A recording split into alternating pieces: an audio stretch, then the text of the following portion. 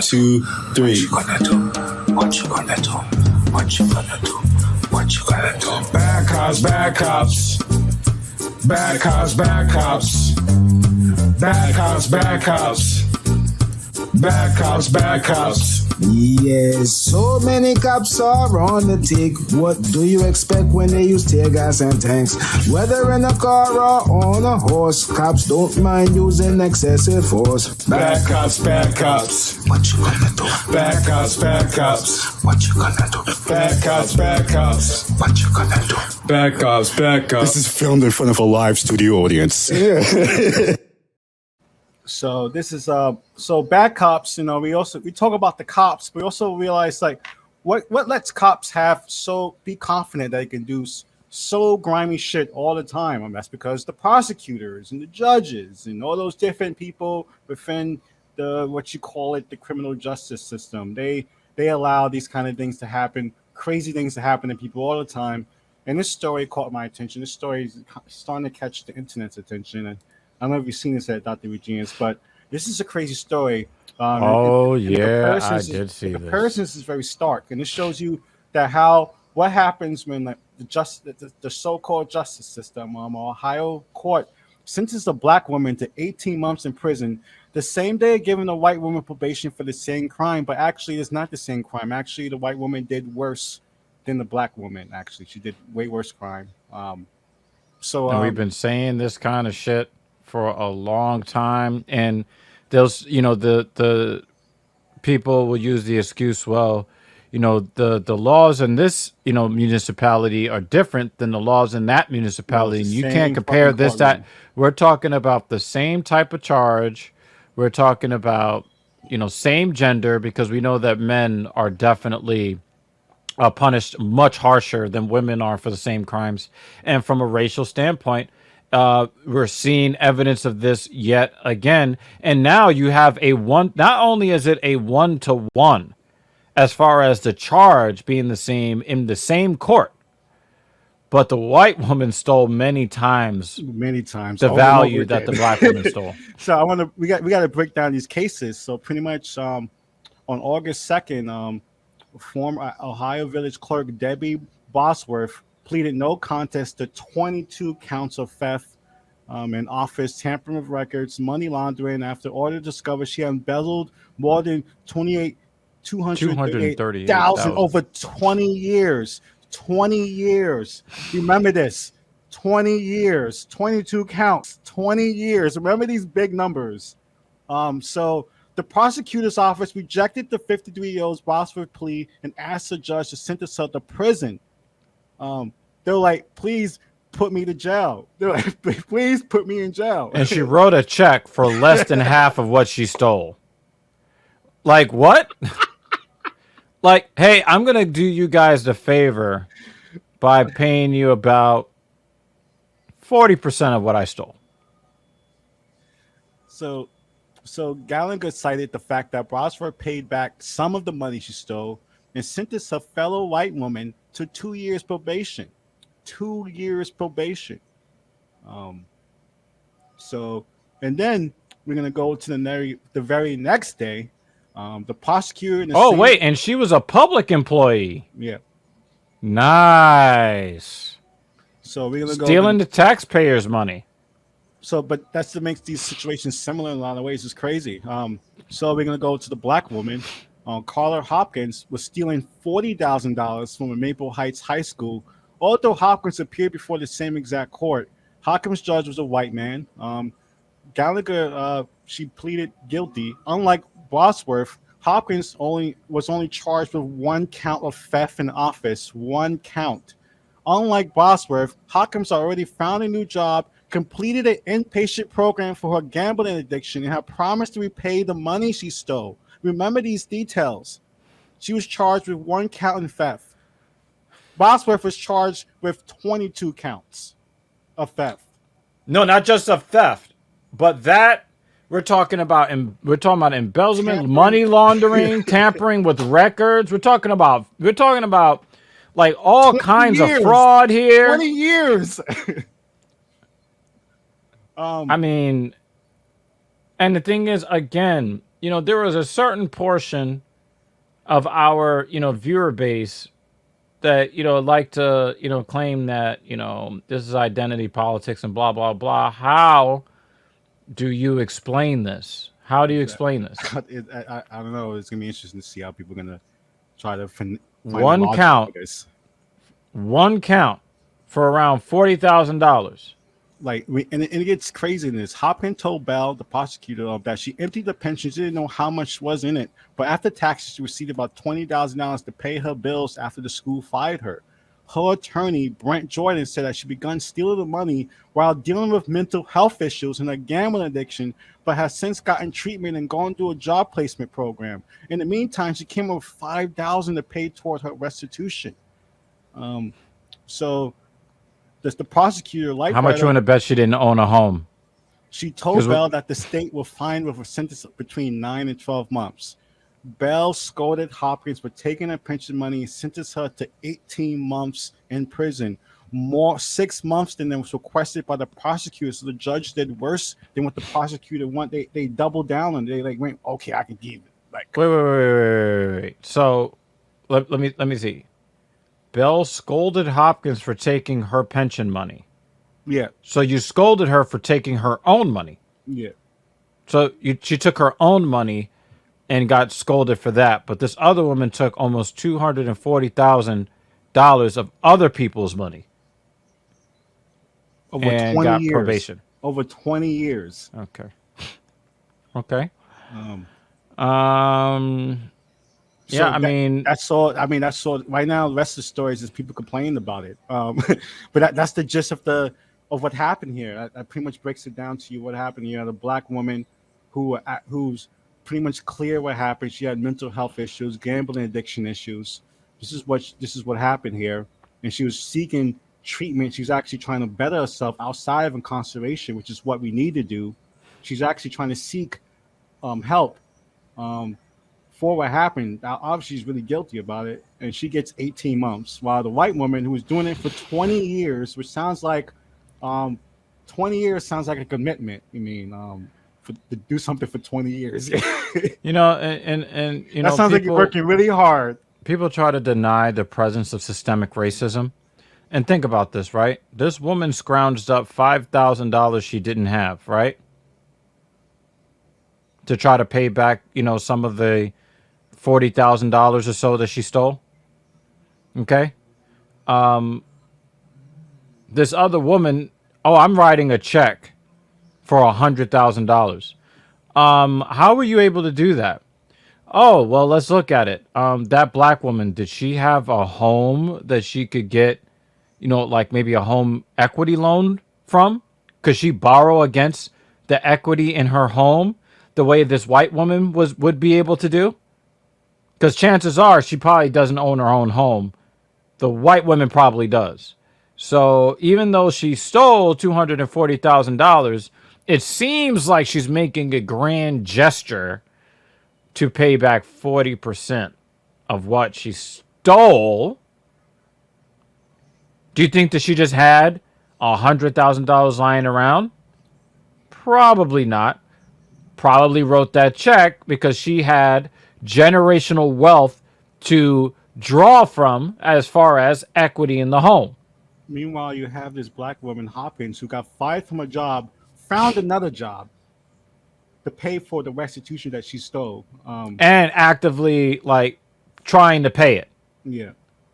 And then what you're going to do is you're going to put her in jail for 18 months, which is going to make her lose that job. Yeah. And now she's going to be selling crack or whatever. Now you got, thank you, justice system, for making more criminals. So, again, people, and remember, the one that stole 6 times as much got 0% of the jail time as the other person. No person got more jail. And the only difference that we can see, besides the scale of the crime, is how much melanin is in the skin of one versus the other.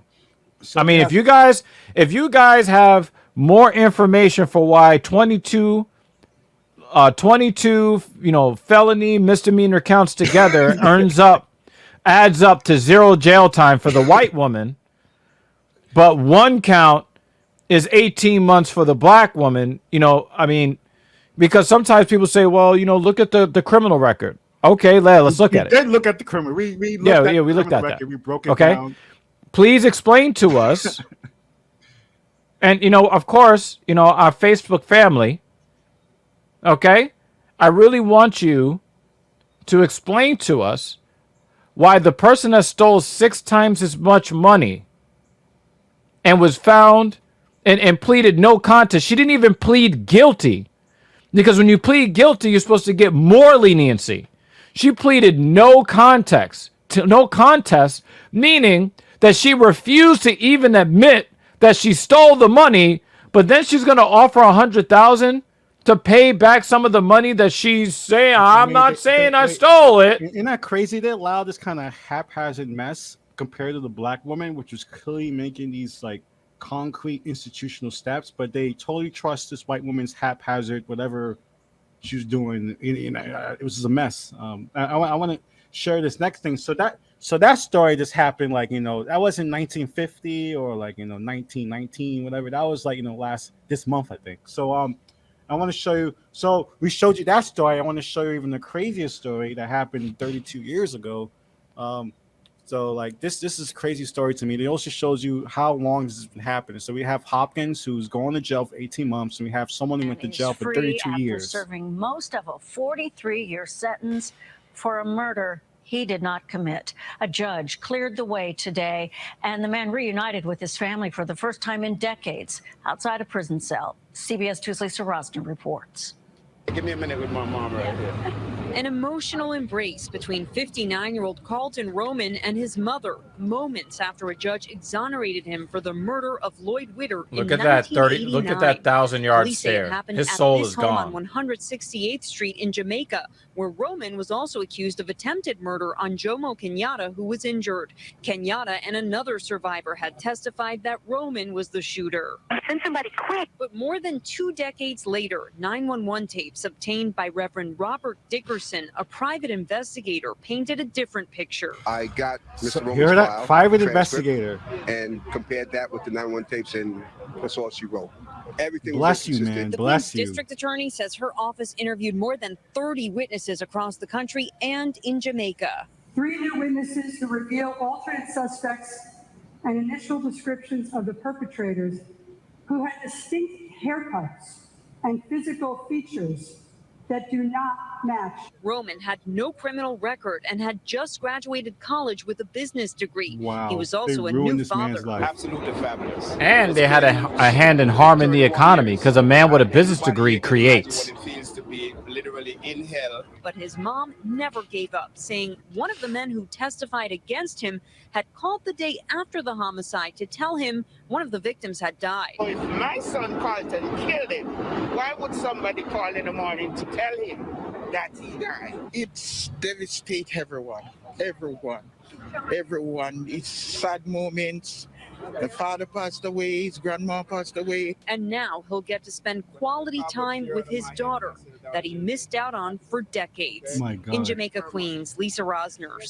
She had it in. I mean, we're creating statistics on statistics on statistics on statistics. You hear that combination of things? Like he just finished college, and he spends the rest of his life in prison for something he did not even do. And look at these statistics that come from that. Mm-hmm. Another young black woman growing up without her father. Mm-hmm. Look at that. Who finished a business degree. You know, it's like who's going to definitely take care of that woman. To take care of that. There have been studies done to put hard numbers on the amount of economic loss for the entire country. Yeah, I think we talked through about racism. We talked. Didn't we say it was there was some crazy trillion. Yeah.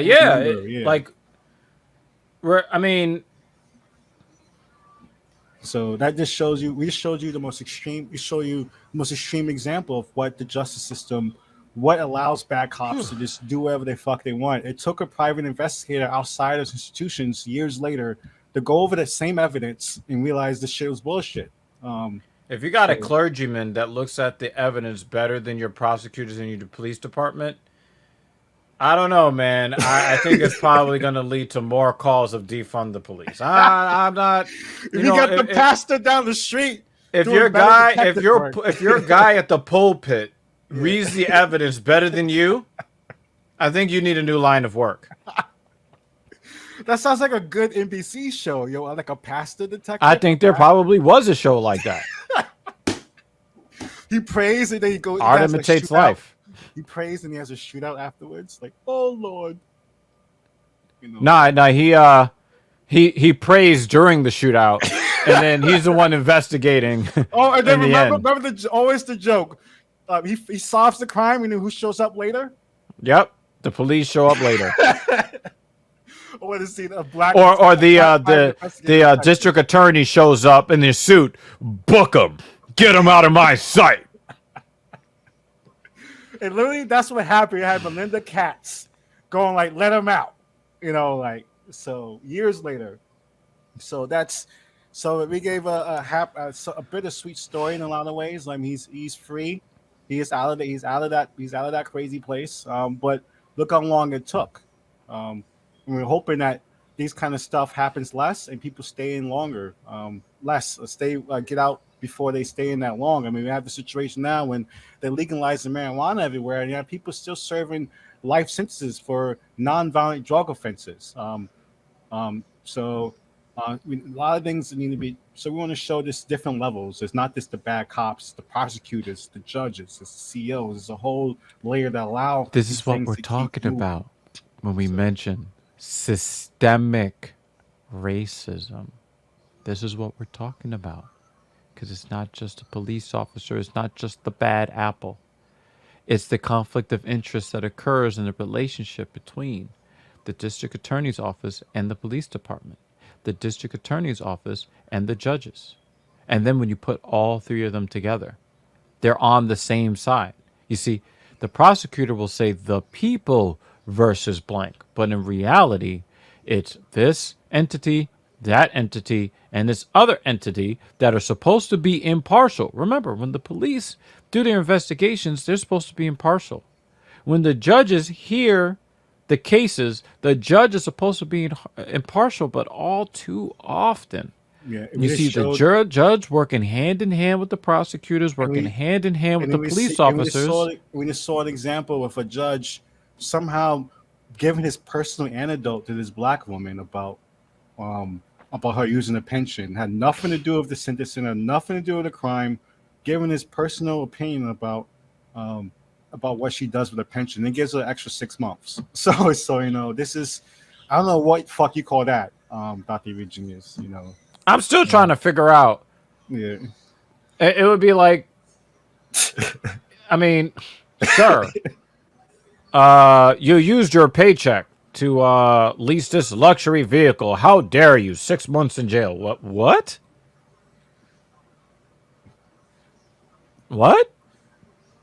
Okay. Right. After you say that, I've been in these gambling programs, I've been in a job placement program. You're saying all these positive things, and they find out one thing: throw her in jail, 18 months. Meanwhile, like this reflecting the white woman, she's got kind of sweaty making up this plan that's not really clear, yet she gets scot-free. So it shows you the example what happened in Ohio. The same assistant district attorney sitting through both cases. So that's bad cops, bad institutions, bad institution, bad institution. Like a dog, sick. So this is Black Power Magic Hour on Twitch, Discord, YouTube, Roku, Apple TV. The Fire Sticks on Amazon is like calculating our faces right now. And then Dr. Virginius, he's live on Facebook, YouTube, Twitch, talking shit, and that's Bad Cops.